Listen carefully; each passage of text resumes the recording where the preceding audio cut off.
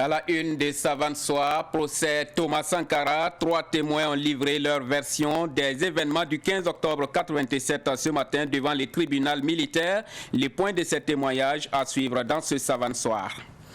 Et puis la 16e édition du festival Ciné Droit Libre se poursuit jusqu'au 11 décembre à Ouagadougou. L'Empire du silence était au programme hier à l'Institut français. C'est un documentaire du réalisateur belge Thierry Michel qui s'inspire des faits réels, à savoir les conflits qui perdurent depuis plus de 25 ans en République démocratique du Congo. Retour sur cette projection dans ce Savane Soir. Également dans cette édition, nous irons en Côte d'Ivoire pour une immersion dans la culture Adiokrou. Vous allez notamment découvrir comment se font les transitions générationnelles. Ce sera grâce à la complicité de notre correspondant Boukari Zongo. Bonsoir à tous, bienvenue, ravi de vous retrouver. Le colonel-major Léonard Gambo, l'adjudant-chef Abdraman Zetnyanga et le sergent Arjuma Lankwande, ce sont les 3 témoins qui étaient à la barre du procès de l'assassinat du capitaine Thomas Sankara et de ses 12 compagnons. Les points de leur témoignage, c'est avec Stéphane Sanou et Siblina Kelsey.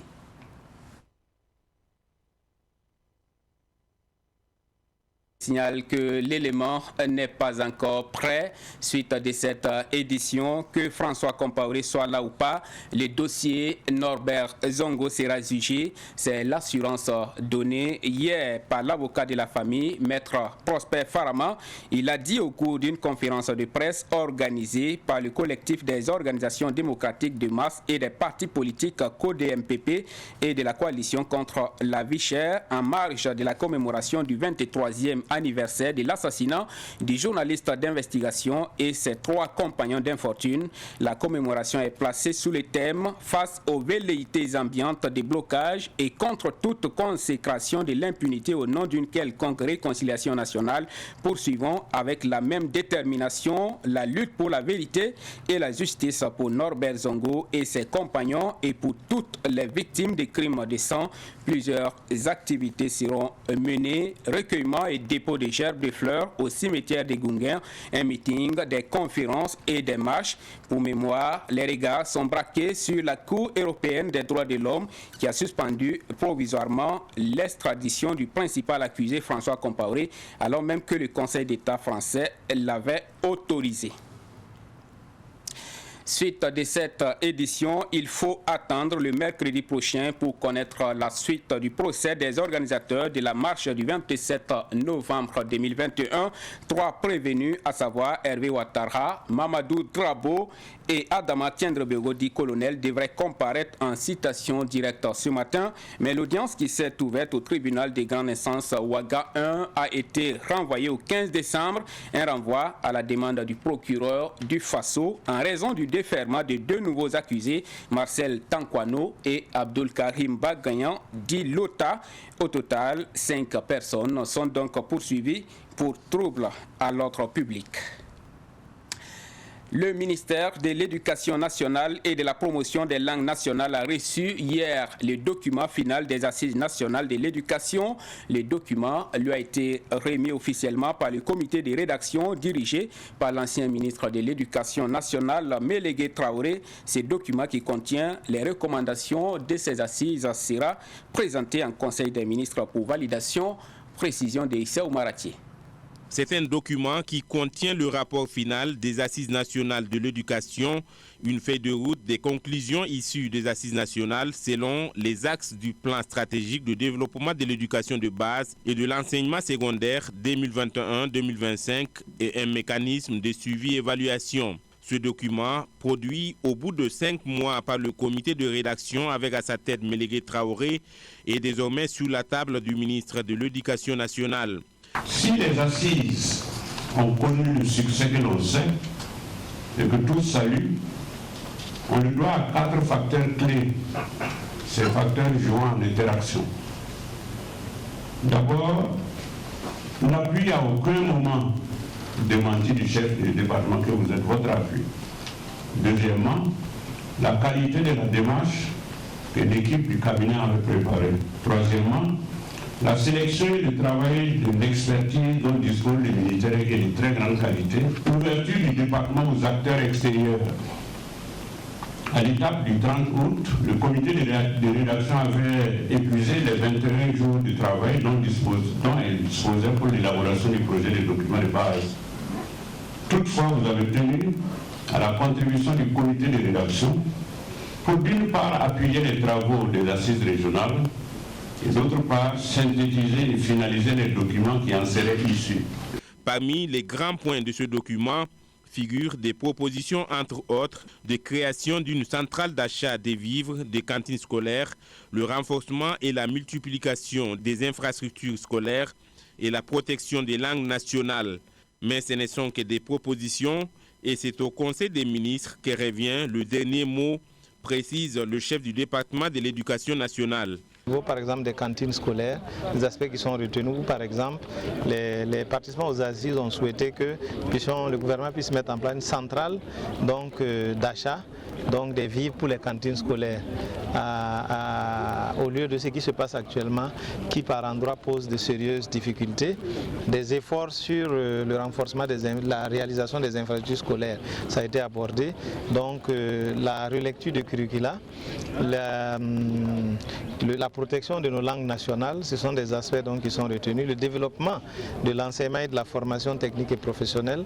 Donc ça, c'est des aspects consensuels. Maintenant, là où ce n'est pas totalement consensuel, c'est par exemple avoir on va dire une sorte de trêve avec les partenaires, les syndicats, sur 5 ans afin de permettre au gouvernement de mettre en œuvre les différentes actions retenues. Donc ça, c'est pas consensuel, mais on discutera de cela en Conseil des ministres pour apprécier. L'autre aspect non consensuel, c'est la question du certificat d'études primaires. Donc ça, c'est pas consensuel. Et certains considèrent qu'en lien avec l'obligation scolaire jusqu'à l'âge de 16 ans, donc le CP ne doit plus exister. Et pour d'autres, la suppression du certificat d'études primaires sans mesure d'accompagnement assez rigoureuse peut impacter significativement la qualité du système éducatif. Donc tout ça, c'est des aspects effectivement qui sont là avec des justificatifs et des commentaires qui vont permettre au gouvernement de pouvoir apprécier. Pour le ministre de l'Éducation nationale, avant la présentation de ce document au Conseil des ministres, une rencontre est prévue avec les structures centrales, déconcentrées, rattachées et des missions de l'année 2021 pour partager les conclusions des assises nationales. Voilà, et la coordination nationale des syndicats de l'éducation, CNCE, a fait le bilan de sa participation à ces assises nationales de l'éducation au cours d'une conférence de presse hier. Les responsables syndicaux ont tenu à réaffirmer devant l'opinion leur désaccord vis-à-vis de certaines réformes envisagées. La CNCE dit être contre la suppression du certificat d'études primaires, CEP, et du second tour du BEPC. Selon la coordination, un plaidoyer a été fait en faveur de la gratuité de l'école et de la cantine scolaire, de la réalisation et l'équipement des infrastructures et de la formation du personnel. La CNCE a exhorté les gouvernements à respecter ses engagements d'améliorer les conditions de vie et de travail des enseignants. Éducation toujours, les étudiants des universités publiques de Ouagadougou en grève de 48 heures depuis ce matin. C'est l'ANEP, l'Association nationale des étudiants burkinabés, qui a donné le mot d'ordre. Le syndicat se dresse contre la réduction des œuvres sociales en faveur des étudiants et les réformes dans l'éducation nationale. Cette grève de 48 heures qui concerne l'université Thomas Sankara et l'université Joseph Kizerbo se veut pacifique selon ses organisateurs. Retour sur cet élément. Le colonel-major Léonard Gambo, l'adjudant-chef Abdraman Zetnyenga et le sergent Arjouma Lankwande, ce sont les 3 témoins qui étaient à la barre du procès de l'assassinat du capitaine Thomas Sankara et de ses 12 compagnons. Les points de leur témoignage, c'est avec Stéphane Sanou et Siblina Kelsey. Le colonel-major Léonard Kambo était le commandant du 1er bataillon d'intervention rapide BIR logé au Conseil de l'Entente. Ce dernier, qui avait eu une permission de 72 heures pour aller voir son frère à Tenkodogo, s'est retrouvé dans son bureau pour préparer son cours de topographie qu'il devrait dispenser le samedi à la FIRMAT. C'est ainsi qu'il dit avoir reçu un coup de fil de son chef Gilbert Diendéré lui disant qu'il vient le voir dans son bureau. Pour Gambo, cela apparaît bizarre et quelques instants après, lui a rappelé Diendéré par impatience. C'est après son coup de fil que les tirs ont commencé. De son bureau, Gambo se précipite pour descendre sans quérir des nouvelles. C'est en ce moment qu'il dépasse le général sans s'en rendre compte. Celui-ci l'appelle par derrière. Il repart vers son chef Diendéré qui lui annonce qu'il paraît que les tirs veulent nous attaquer. Prépare tes éléments. Après sa déclaration, le président du tribunal ordonne une confrontation avec le général Gilbert Diendéré. Le général a rejeté en bloc les propos du colonel-major Léonard Kambo. Après la confrontation, le président du tribunal a fait appel à un autre témoin en la personne du sergent Arzouma Lankwandé. Ce dernier dit avoir aperçu le général Gilbert Diendéré quelques minutes avant les tirs. Un autre témoin, pas des moindres, il s'agit de l'adjudant-chef Abdraman Zetienga, commandant de la garde présidentielle adjoint de Diendéré au moment des faits. Il était très affirmatif durant son interrogatoire. Ce dernier, qui était affecté à Pau pour un stage en septembre, a reçu une lettre de Thomas Sankara lui signifiant que le climat était délétère entre les deux responsables de la révolution, lui et Blaise Compaoré. Celui-ci prend une autorisation d'absence de 48 heures pour revenir voir comment désamorcer la situation. Le 10 octobre 1987, il obtient une rencontre avec le président du Faso, Thomas Sankara, qui dit avoir trouvé une solution. Et lui, Zetianga, est allé voir Gilbert Diendéré le 11 octobre, lui proposer d'organiser une réunion pour trouver une solution pour ne pas que le sang coule. Dès que Diendéré l'a aperçu, il lui a demandé ce qu'il est venu faire à Ouagadougou. Zetianga, l'adjoint de Diendéré, lui a fait le compte rendu de sa rencontre avec Thomas Sankara.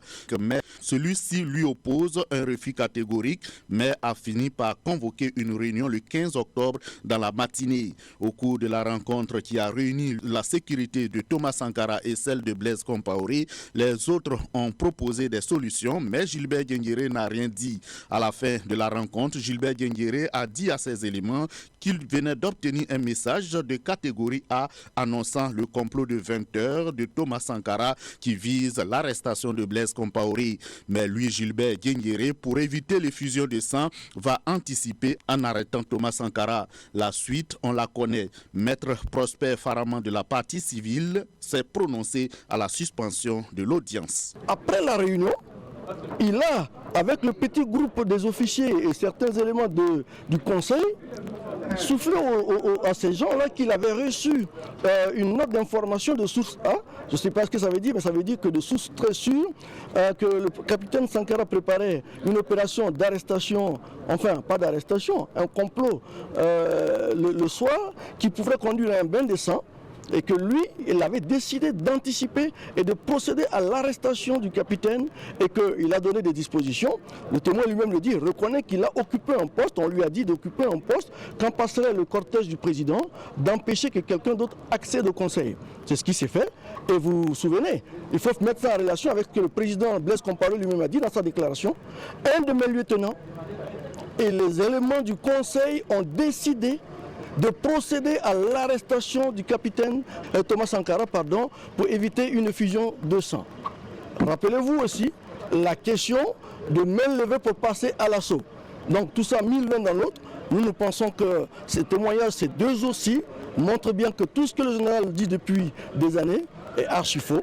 Il est bel et bien, comme nous le pensions, celui-là qui a coordonné, a supervisé l'opération d'assassinat du capitaine Thomas Sankara. L'avocat de Gilbert Diendéré, maître Olivier Yelkouni, dit connaître le contenu du dossier, mais il s'est néanmoins prononcé sur les interrogatoires des deux premiers témoins. Je ne parle pas d'abord de Zetienga. Tant que je n'ai pas fini de l'interroger, je ne parle pas de ces témoignages. Parce que je sais ce qu'il y a dans les dossiers. Donc je ne parle pas de Zetienga. Je veux parler donc de ceux qui sont passés le matin. Là, il n'y a pas de problème, je peux parler. Et je ne pense pas que ça l'enfonce. Je sais ce qu'il y a dans les dossiers et vous allez voir. Mais moi, je ne peux pas comprendre qu'il y ait une réunion où il y a quand même un sujet assez grave, aller arrêter le président du Faso, et que celui qui a participé à la rencontre là, à cette réunion-là, ne puisse pas vous dire qui et qui d'autre a participé à cette rencontre. Vous ne voyez pas qu'il y a un problème? Mais je ne vais pas en dire plus. Je vais attendre donc la fin de son témoignage là pour pouvoir faire une idée. Parce que comme je vous ai dit, je sais ce qu'il y a dans les dossiers. L'audience se poursuit ce jeudi avec l'interrogatoire des témoins. Et il a débuté le 4 décembre et il se poursuit jusqu'au 11 décembre prochain. Il s'agit du festival Ciné Droit Libre, un festival des films sur les droits humains et la liberté d'expression. Était au menu hier à l'Institut français de Ouagadougou le documentaire intitulé L'Empire du silence. C'est une œuvre du réalisateur belge Thierry Michel qui s'inspire de faits réels, à savoir les conflits qui perdure depuis plus de 25 ans maintenant en République démocratique du Congo. Retour sur cette projection avec Pakisba Mariamou Draogo. Je viens d'un pays le plus riche de la planète. Pourtant, le peuple de mon pays est parmi les plus pauvres du monde. L'abondance de nos ressources naturelles, or, coltan, cobalt et d'autres minéraux stratégiques alimente la guerre, source de la violence extrême et de la pauvreté abjecte en République démocratique du Congo. Le peuple congolais est massacré depuis plus de 2 décennies au vu et au su de la communauté internationale.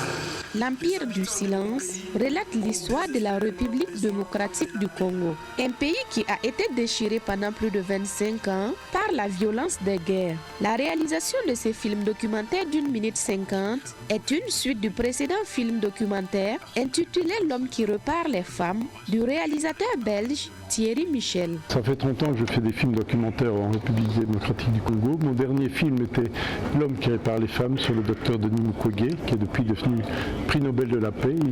C'est un film sur les victimes de la guerre, des guerres du Congo, surtout sur les femmes violées, mais c'est un viol, arme de guerre, avec destruction de l'appareil génital de la femme. Et on s'est dit qu'après avoir fait un film sur les victimes, il fallait faire le film pour dénoncer les bourreaux. Surtout que les bourreaux sont dans une impunité absolue et sont au sommet du pouvoir au Congo. Dénoncer les bourreaux tout en demandant justice pour les victimes, c'est le cri de cœur des victimes des guerres en République démocratique du Congo. C'est pas moi qui le veux, ce sont les victimes du Congo qui le veulent. Elles le disent dans le film. Je ne suis que le porte-parole de la voix des victimes.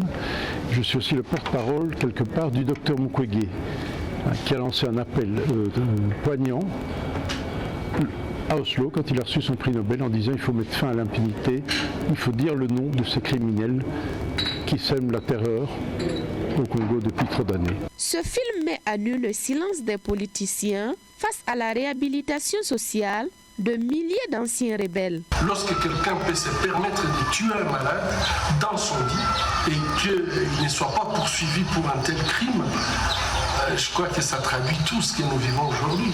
Il faudrait que ce tribunal puisse aussi un jour se poser sur ce passif.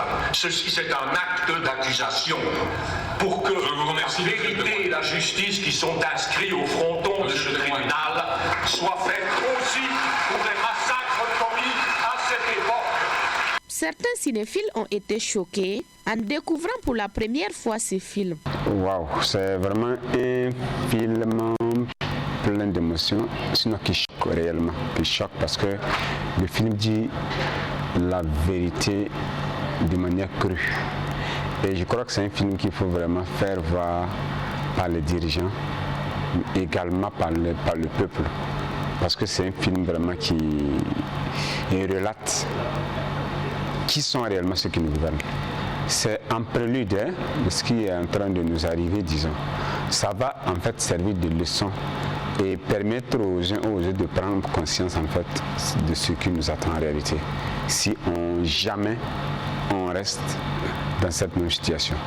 Le réalisateur Thierry Michel n'a pas assisté à la projection de son film pour la simple raison qu'il ne voulait plus revivre ces images affligeantes. Le comité d'organisation du festival Ciné Droit Libre lui a décerné un trophée car c'est le dernier voyage du Belge en Afrique.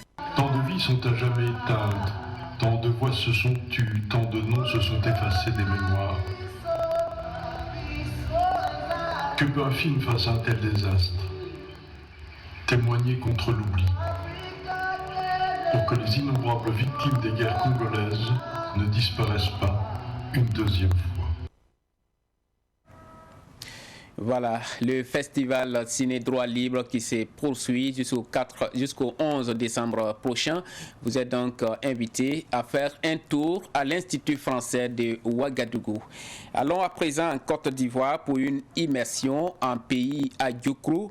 Et c'est précisément le village de Vieux-Badien à 25 km de Dabou dans le sud du pays qui nous accueille. Cette localité a abrité du 27 novembre au 4 décembre dernier une fête culturelle avec comme principale activité l'intronisation des nouveaux chefs pour la gestion des villages. Cette fête qui marque une transition générationnelle se tient depuis 1909 et c'est la troisième génération des chefs qui vient d'être installée.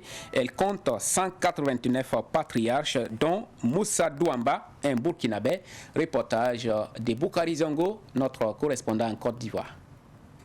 Ebeb est une fête culturelle en pays Adjoukrou qui vise l'intronisation d'une classe générationnelle appelée Oboidro, ou grade des patriarches. Elle a eu lieu dans le village de Vieux-Badien, à 25 km de la ville de Dabou, en Côte d'Ivoire, du 27 novembre au 4 décembre dernier.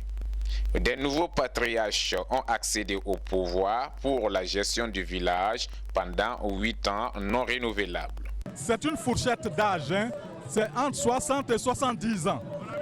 Dans cette fourchette d'âge-là, quand on a déjà fait Lou et Angbangui, on est apte à maintenant exercer le pouvoir suprême, qui est un pouvoir de gouvernance de la société Adjoukrou. Le système de gestion du pouvoir exécutif en pays Adjoukrou répond à une démocratie pacifique achevée. Favorise aussi l'intégration des peuples. Alors le mot Ebeb même, c'est prendre pays. C'est la fête de l'intégration. À l'origine, c'était les étrangers qui célébraient cette fête-là parce qu'on les intégrait dans la communauté Adjoukrou. Et donc, les Adjoukrou se sont appropriés la fête.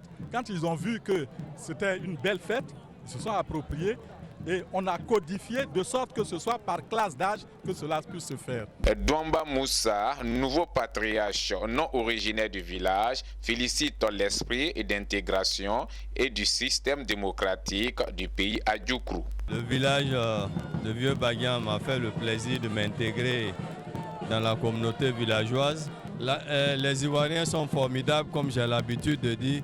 C'est un peuple gentil, un peuple qui sait comment intégrer.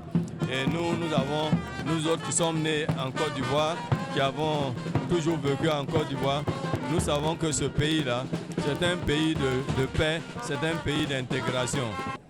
Mais aujourd'hui, je suis patriarche. Je suis très fier parce que nous sommes à une grande quantité, mais minorités qui ont été patriarches. C'est que je dis Dieu merci. Dieu merci de m'avoir gardé jusqu'à ce que je sois patriarche. Notons que cette classe est la troisième génération depuis 1909 et compte 189 patriarches. Retour au Burkina Faso pour parler des sports. Près de 300 athlètes sont attendus cette année pour l'ascension du pic Naouri. Ce sera à l'occasion de la 13e édition des Altitudes Naouri qui se tient sous les signes de la cohésion entre civils et militaires. La compétition va se dérouler le 12 décembre prochain à Pau sous le patronage du président de l'Assemblée nationale et sous le parrainage du ministre de la Défense nationale et des anciens combattants. Le comité d'organisation a décliner les grands axes de ce marathon de 21 km qui se termine par la montée du pic Naouri haut de 447 mètres. Les propos du promoteur Ouézin Louis Oulon, recueillis pour nous par Ruben Wilson Kojo.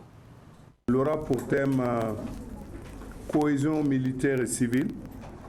Ce thème nous a été dicté par une certaine actualité dans la région où il y a eu des problèmes entre militaires et civils cette année et nous avons voulu justement mettre ce thème pour rappeler la nécessité qu'on a de vivre ensemble et de vivre bien. Mais l'innovation, c'est que nous avons porté les récompenses jusqu'aux 15 premiers. En d'autres termes, le premier aura 700 000, le deuxième 500 000, le troisième 350 000, le quatrième 250 000, le cinquième 150 000, 100 000 pour le sixième, 75 000 pour le septième, 50 000 pour le huitième, 35 000 pour le neuvième, 30 000 pour le dixième, 25 000 pour le onzième, 20 000 pour le 12e, 15 000 pour le 13e, et 10 000 pour le 14e, et 10 000 aussi pour le 15e. Donc, cet esprit, parce que nous estimons que pour avoir fait cette distance, ça paraît un peu difficile de ne s'occuper que des 10 premiers. Nous avons essayé de faire cela, et en espérant. Mais cette année, c'est une édition assez difficile, parce que nous n'avons pas la même mobilisation des partenaires. Mais nous pensons pouvoir toujours continuer à explorer. Notons que cette 13e édition de Altitude Naouri connaîtra la participation d'athlètes venus de la Côte d'Ivoire, du Mali, du Niger, du Bénin, du Togo, de l'Afrique australe et de l'Afrique centrale. Rendez-vous donc le 12 décembre prochain à Pau. La Fédération burkinabé de handball fait le bilan de la saison sportive 2020-2021. Pour cela, elle a réuni tous les acteurs de la discipline la semaine dernière. C'était à la salle des conférences du Comité national olympique et des sports burkinabé, suivant le point de Ruben Wilson Kojo. Ce conseil de gestion de la saison 2020-2021 en handball a réuni les membres du bureau exécutif, les différentes délégations des ligues et districts et les présidents des commissions pour faire le bilan des activités menées au cours de la saison précédente. Au cours de la saison 2020-2021, nous avons eu des actions de communication et de promotion de la discipline, des actions de relations publiques que nous avons menées. Nous avons également tenu le championnat national, toutes catégories confondues, notamment au niveau des minimes, des cadets, des juniors et des seniors.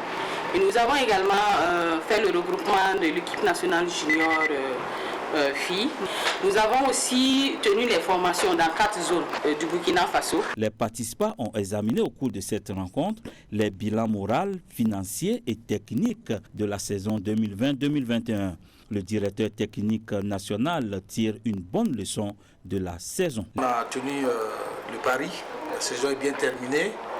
Et ce que nous pouvons tirer de cette saison, c'est que les équipes ont répondu vraiment présentes dans toutes les catégories. Et minimes, cadets, juniors et seniors. Bon, c'est vrai que dans les petites catégories, nous avons vu souvent des jeux mitigés, quand même des équipes qui étaient bien préparées et d'autres qui n'étaient pas. Bon, nous mettons cela à la rupture due au Covid. Mais en senior, quand même, nous avons eu des grandes prestations. Donc, comme leçon, nous tirons vraiment une satisfaction de cette saison, de cette première année de notre mandat.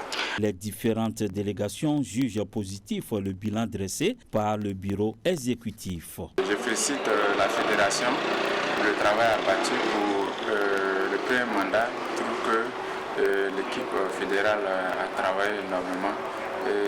C'est une équipe qu'il faut beaucoup féliciter et continuer de l'encourager. Et nous autres, la Ligue et le district, on continue de les appuyer dans leurs tâches. La présidente, elle est à féliciter. Sinon, l'effort qui a été fait, vraiment, c'est louable. C'est louable. Et merci pour tout ce qu'elle est en train de faire pour nous. Même positive, La présidente de la fédération estime que plusieurs difficultés ont entravé l'exécution des activités de cette saison 2020-2021. Dans la gestion des hommes, les difficultés ne manquent pas. Et nous avons demandé à ce que chacun travaille à ce qu'il y ait une bonne communication. D'abord au sein des ligues et des districts et ensemble également une communication avec l'instance dirigeante qu'est la fédération. Et parce que ça se répercute également, nous travaillons à avoir de bonnes relations avec nos partenaires, notamment notre ministère de tutelle, qui est le ministère des Sports et des Loisirs, également nos partenaires, le Comité national, le Fonds et également toutes les instances internationales, parce que la communication est la base de tout. Le bureau exécutif a pris l'engagement d'améliorer l'organisation des différentes compétitions au cours de la nouvelle saison pour le bonheur du handball burkinabé. Voilà, et l'on s'arrête ici pour cette édition que j'ai eu grand plaisir à vous présenter. Merci à tous de l'avoir suivi. Passez une excellente soirée en compagnie des programmes de la chaîne des Nouvelles Idées.